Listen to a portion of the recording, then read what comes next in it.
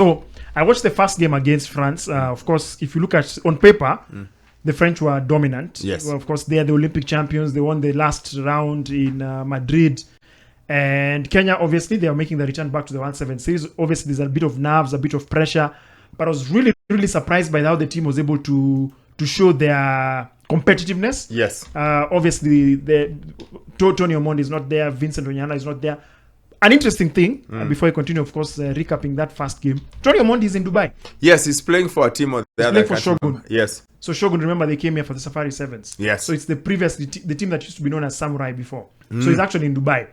But now for the team that actually competed in the HSBC Sevens, for me, that game, Wakabi, we had won it.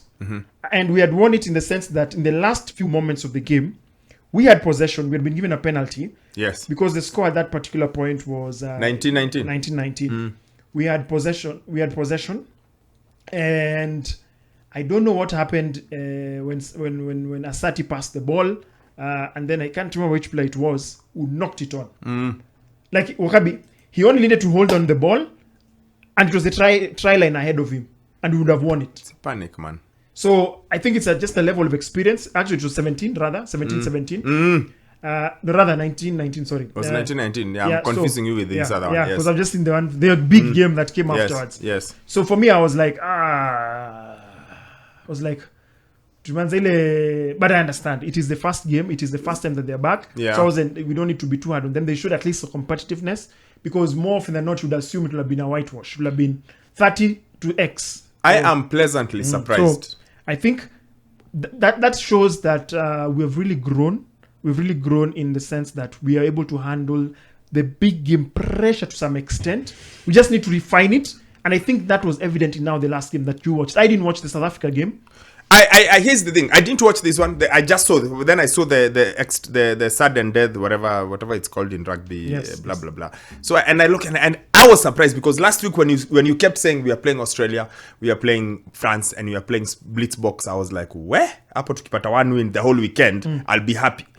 So when I saw the 24-19, I told myself, this is interesting. Because it went to sudden death. Yeah, sudden death. Golden point. Yeah, So I was like, this is interesting. The boys acquainted themselves well. So I waited. South Africa. And you know, South Africa is one of those teams that we beat them. We don't beat them as often as we should. They have a thing over us, especially on the circuit. They usually beat us psychologically before the game. Yes. So I was like, let's see. We go. Wekesa scores. I'm like, fantastic. Amaita scores. Odongo with a wonderful try where he just powered over. Like the guy tried to hold on him. Odongo was like, no, I am making this try. And we are leading 17-0 at halftime, and you're feeling, this is nice. We are in control here. Where? Second half starts.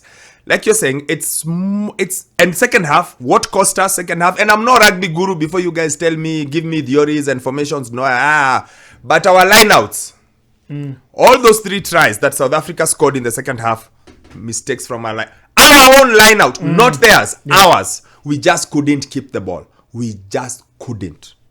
We absolutely couldn't. Every time there was a line out, we couldn't keep the ball for some reason. We lost it, and it was something. The last try that made it 17-17, we got the line out. The ball went. Then some. I can't remember who, because by that point I'm watching with my I don't know what I'm watching with. I'm behind the sofa. We tried to kick the ball away from our zone. My friend, it was charged down. Try. Then luckily, the guy who was the bane of our problems, a man called Tristan Leeds. He was the bane of our issues. He's the one who scored that try to make it 17-17. He couldn't convert.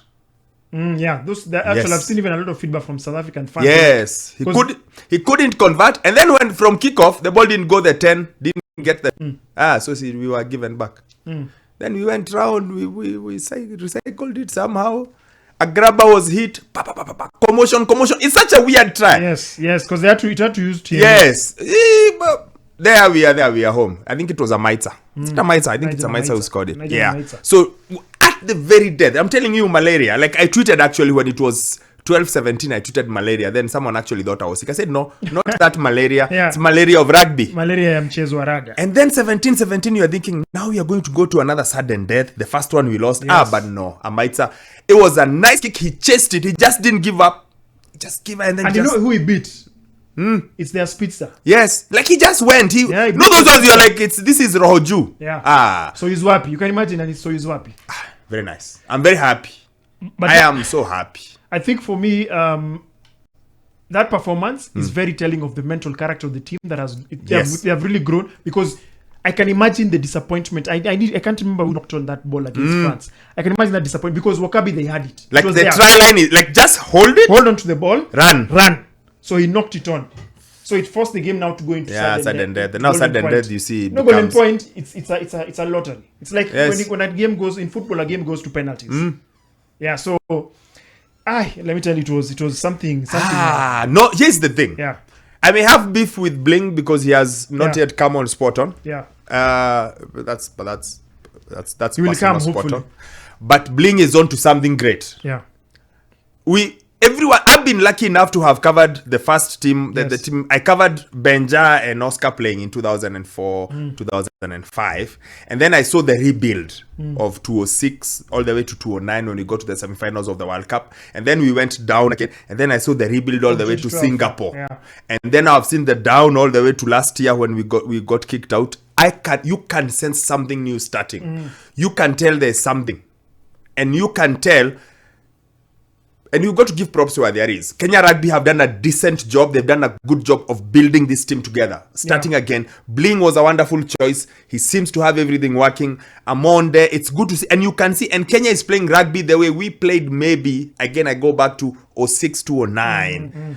The ball moves. We do things with the ball. We've stopped being a power into rack and form all the time. Yes. So I feel like we are onto something new, and I guess it helps that there's sponsorship, Sport Pesa is there, M-Pesa is there. Yeah, so there's sponsorship, so you can tell. So the boys have a bit of a spring in their step. Now, if we can continue, I feel like we are onto something. I was very scared of this our returning. I felt like we might remember, my target is to survive relegation. Yes, just finish top 8. But if they can do what they have done today, and this is the biggest test is today versus Australia, 7:22 p.m. Yes. They have to find a way and win that game. I agree. And the thing is, Wakabi, I am also happy that we got this pooling now. You know why? Baptism of fire. It is good. Face these guys now. Mapema. Especially Australia and South Africa. Yes. Depending on how things pan out, and most likely if we head on into the last 4, into the next, rather than the last 8, the quarterfinals, I would want us to meet even the big boys. So that, there's that, walk